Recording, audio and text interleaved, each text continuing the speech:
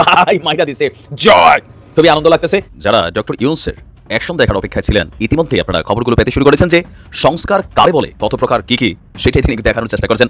আমি আজকের এই সিদ্ধান্তে ব্যক্তিগত জায়গা থেকে খুবই কি বলা হয় আনন্দিত হয়েছি। এটা দরকার ছিল, কারণ একেবারেই ছাই দিয়া ধরার মতো ভাই। ভাই অনেক মাছ আছে ভাই, খুব পিছলা মাছ, যেমন টাকি মাছ, শোল মাছ, শিং মাছ, এগুলো ধরতে হলে ভাই ছাই লাগে, পিছলা তো ছুঁজা যায়। ওই স্যার বুঝছেন ওই কাজটাই করছে, ছাই হাতে নিয়ে চুপচাপ বসা ছিল। আসল মাস্টার মাইন্ড ভাই উনার মগজের ভিতরেই আছে, যেটা আমরা দেখতে পাচ্ছি না। মানুষ আলো দেখতে পাচ্ছে, আলো।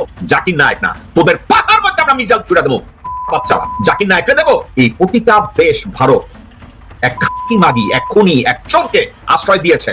আমরা রিকোয়েস্ট করেছি হাসিনা মাগিকে দে। এই চোরের দেশ, কুত্তার দেশ, নেমো খারাপের দেশ ভারত দেয় না। একটা অকল্পনীয় আনইমাজিনেবল ঘটনা ঘটে গেছে, আপনি গা শিউরে উঠবেন। যেটা কি আশ্চর্য। হ্যাঁ, এই জন্যই বলছি অকল্পনীয়। এটা ঘটেছে এবং তার অ্যাকশন শুরু হয়েছে। কি অ্যাকশন? আলোচনার বিষয় হচ্ছে ডক্টর ইউনূসের শক্ত চালে দিশেহারা ৩ দল, চিফ জাস্টিস, সেনাপ্রধান কি চান। কিন্তু ডক্টর মোহাম্মদ ইউনূস যে শক্ত চাল দিয়েছেন বা দৃঢ় অবস্থান নিয়েছেন। দর্শক, এই ভিডিওটা যখন করছি ঠিক তার ১২ মিনিট আগে দৈনিক কালবেলা একটা চাঞ্চল্যকর খবর সামনে নিয়ে এসেছে। ৯টা ১৮ মিনিটে তারা এই খবরটা পাবলিশ করে তাদের অনলাইনে। বাংলাদেশের রাজনৈতিক প্রেক্ষাপট ও সার্বিক পরিস্থিতির কিছু ভিডিও নিয়ে আপনাদের সামনে হাজির হয়েছি, যার কিছু অংশবিশেষ আপনারা ইতিমধ্যেই দেখে ফেলেছেন, এবং এই অংশবিশেষ দেখার মাধ্যমে আপনারা বুঝতে পেরে গেছেন যে আজকের ভিডিওটা কতটা গুরুত্বপূর্ণ হতে যাচ্ছে। তাই প্রিয় দর্শক, সম্পূর্ণ ভিডিওটি না টেনে দেখলে আপনারা ভিডিওর মূল বিষয়টি বুঝতে পারবেন। আমি আর বেশি কথা বাড়াবো না, তবে যারা চ্যানেলটিতে নতুন তারা সাবস্ক্রাইব করে পাশে থাকা বেল আইকনটি বাজিয়ে দিবেন, আর যারা ইতিমধ্যেই সাবস্ক্রাইব করে রেখেছেন তাদেরকে অসংখ্য ধন্যবাদ। তো চলুন একটি লাইক দিয়ে ধারাবাহিকভাবে সম্পূর্ণ ভিডিওর বিস্তারিত আলোচনা দেখে আসি। একেবারেই ছাই দিয়া ধরার মতো ভাই। ভাই অনেক মাছ আছে ভাই, খুব পিছলা মাছ, যেমন টাকি মাছ, শোল মাছ, শিং মাছ, এগুলো ধরতে হলে ভাই ছাই লাগে, পিছলা তো ছুঁজা যায়। ওই স্যার বুঝছেন ওই কাজটাই করছে, ছাই হাতে নিয়ে চুপচাপ বসা ছিল। আপনাদেরকে বলার সুযোগ করে দিছে, মানুষ যেন আপনাদেরকে বুঝতে পারে। আর দেখেন সারা দেশে যেসব চাঁদাবাজি হয়েছে, লুটপাট হয়েছে, আর সারা দেশে যেসব অপকর্ম হয়েছে, যে অপকর্মগুলোর কারণে ডক্টর ইউনূস স্যারকে কিন্তু বারবার আঙুল তুলে বলা হচ্ছিল যে উনি অথর্ব, উনি দেশ চালাইতে পারবে না, দেশ আগেই ভালো ছিল, আর দেশ এখন খারাপ কেন, তাদের কারণে খারাপ। এটা কিন্তু উনি মুখে বলে নাই, উনি দেখার সুযোগ করে দিছে। ওহে জনগণ, তোমরাই দেখো দেশ কোন পথে যাচ্ছে, তারা দেশকে খারাপের পথে নিয়ে যাচ্ছে। আগের জনকে তোমরা কেন সরাইলা, কেন ২,০০০ মানুষ রক্ত দিলা, কেন ৪০,০০০ পঙ্গু হইলা, কি কারণে তাকে সরাইলা? নিশ্চয়ই সে জুলুমবাজ ছিল, কিন্তু জুলুমবাজ চলে যাওয়ার পর বাংলাদেশ কি জুলুমবাজ মুক্ত হয়ে গেল? না, জুলুমবাজ মুক্ত হয় নাই, জুলুম মুক্ত হয় নাই ভাই। এই জুলুমটা দেখার সুযোগ করে দিছে আপনাদেরকে। আপনারা এটা বুঝতে পারেন নাই, আপনারা ব্যস্ত ছিলেন ওই টেম্পো স্ট্যান্ড নিয়ে, বালু মহল নিয়ে, জল মহল নিয়ে, আর মামলা বাণিজ্য নিয়ে। মামলা বাণিজ্য তো ভাই পুরা দমে চলতেছে। গত ১৫ মাসে মামলা বাণিজ্য আমার মনে হয় হাজার কোটি টাকা ছাড়াই চলে গেছে, এমন ভাবে চলতেছে।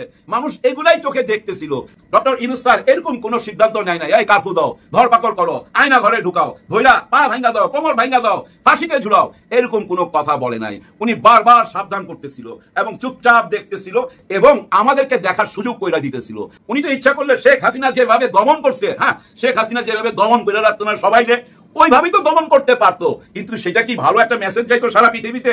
যাইতো না। আপনারাই বলতেন এক হাসিনা গেছে, আরেক হাসিনা আসছে, মানে আরেক জুলুমবাজ আসছে। সেটা তো উনি করতে পারে না। উনি প্রথম দিনই বইলা ভালাইছিল না মাস্টার মাইন্ডের কথা। উনি বিদেশে যায় ওই যে দেখায় ভালাইছিল ইনি মাস্টার মাইন্ড, এটা আমাদেরকে দেখাইছে। আসল মাস্টার মাইন্ড ভাই উনার মগজের ভিতরেই আছে, যেটা আমরা দেখতে পাচ্ছি না। উনার ওই কথাটা খালি মনে কইলেন, কোন কথাটা? রিসেট বাটনে চাপ দেওয়া হয়ে গেছে। তার মানে কি জানেন? নতুন বাংলাদেশের জন্ম হতে যাচ্ছে। আর নতুন বাংলাদেশের সঙ্গে এই ২৪-এর সঙ্গে যারা ৭১-কে মিলাইতে চাইবেন তারা ভুল করবেন, মারাত্মক ভুল করবেন। তারা যদি সেই ৭১-এর রাজাকারের বিচার এখন চান, তাহলে ভাই এই দেশটা গত ৫৪ বছর যারা চালাইছেন তাদের রেকর্ডও সামনে চলে আসবে। তাদেরকেও জবাবদিহির মধ্যে আসতে হবে, তাদেরকেও আইনের আওতায় আনতে হবে। শুধু কি আওয়ামী লীগ এই দেশের টাকা পয়সা লুট করছে আর কি কেউ করে নাই? বিদেশি পত্রিকায় হেডলাইন হয় নাই, বাংলাদেশের পত্রিকায় হেডলাইন হয় নাই, তারা কারা? তাদেরকে কি আইনের আওতায় আনা উচিত না? কারণ ৩০ লক্ষ মা বোনের রক্তের বিনিময় যে বাংলাদেশ পাইছেন, ওই বাংলাদেশের টাকা পয়সা আপনারা কারা লুট করছেন, বাংলাদেশ নিয়ে কারা ষড়যন্ত্র করছেন, বাংলাদেশ নিয়ে পার্শ্ববর্তী দেশের সাথে আমাদেরকে গোলাম বানাইবার চেষ্টা যারা করছেন, কাউকে মুক্তি দেওয়া হবে না ভাই, কেউ মুক্তি পাবেন না। এই সরকার জনগণের সরকার কিনা, বর্তমান সরকার জনগণের সরকার কিনা, এইটার জন্য তো হ্যাঁ না ভোট দিতে হবে। এমন না তো হ্যাঁ না ভোট এই বাংলাদেশের প্রথম, হ্যাঁ না ভোট এই দেশে ৩ বার হয়েছে, ৩ বার। প্রথম করছে শহীদ জিয়াউর রহমান, এই হ্যাঁ না ভোট দিয়া উনি ক্ষমতায় বসছে। তারপরে করছে এরশাদ সাহেব, এই হ্যাঁ না ভোট দিয়া ক্ষমতায় বসছে। তারপরে শেখ হাসিনা আইসা প্রেসিডেন্টকে সরাইয়া প্রধানমন্ত্রী সর্বা এই ব্যাপারটা কিভাবে করছে? এই হ্যাঁ না ভোট দিয়া। তাহলে আজকে নতুন বাংলাদেশের জন্য হ্যাঁ না ভোট হইতে অসুবিধা কি? না মানি কি জানেন? না মানি নতুন বাংলাদেশ হইতে দেব না। না মানি দেশের টাকা পয়সা যারা লুট করে চলে গেছে তাদের বিচার চাই না। না মানি 1400 শহীদের মায়ের কান্নাকে না বইলা দেওয়া। না মানি এই যে 40,000 পঙ্গু হয়েছে এই পঙ্গুদেরকে আবার পঙ্গু করে দেওয়া। না মানি তো সেটাই বোঝায়। আর হ্যাঁ মানি বোঝায় নতুন একটা বাংলাদেশ। আর এই চাওয়াটা শুধু কোনো দলের না ভাই, হ্যাঁ না ভোট দিলেই বুঝতে পারবেন। 90% মানুষ হ্যাঁ বলবে, 90%। আপনি প্রশ্ন করতে পারেন সবচেয়ে বড় দল আওয়ামী লীগ হ্যাঁতে ভোট দিবে না নাতে ভোট দিবে না। আপনার ধারণা ভুল। ওরা মনে মনে বুঝা ফেলাইছে এরা যদি আবার আসে আমাদেরকে শান্তিতে থাকতে দিবে না। এখনই তো দিচ্ছে না, গত 15 মাসই তো দেয় নাই। ওরা একটা জিনিস বুঝা ফেলাইছে, হ্যাঁতে ভোট দিলে আমরা শান্তিতে থাকতে পারবো, এইটাই হবে। না হলে একটা বিশ্ববিদ্যালয়ে ওই রেজাল্ট আসতো না, তো ওই ফলাফল আসতো না। আসতো কি ভাই? ওইখানে কি ছাত্রলীগের ভোটার ছিল না? নিশ্চয়ই ছিল। ছাত্র দলেরও তো ছিল। ছাত্র দলের ছাত্রলীগের অনেকেই মনে মনে সিদ্ধান্ত নিয়ে নিছে এবং বাংলাদেশের জনগণের মধ্যে সব ধর্মের মানুষই ভাই সিদ্ধান্ত নিয়ে নিছে। একটু আগে দেখলাম আমাদের সনাতনী ধর্মের ভাই বোনেরা ঢোল বাজাইতে বাজাইতে জামাত ইসলামের ব্যানার নিয়ে রাস্তা দিয়ে যাচ্ছে। এরকম দৃশ্য কি আপনারা এই বাংলাদেশে কোনোদিন দেখছেন? সনাতন ধর্মের মানুষ ওনারা জামাত ইসলামের ব্যানার নিয়ে রাস্তায়। আরে স্বয়ং জামাত ইসলামই তো রাস্তায় দাঁড়াইতে পারতো না, নিজের ব্যানার নিয়ে দাঁড়াই দিত, গায়েব হয়ে যেত, গুম হয়ে যেত। দেখছেন কতটা বদলে গেছে? দেশ বদলে যাচ্ছে, দেশ বদলে যাচ্ছে, মানুষ বদলে যাচ্ছে। মানুষের ভিতরে পরিবর্তন আসতেছে, আশার আলো জাগতেছে। মানুষ আলো দেখতে পাচ্ছে, আলো।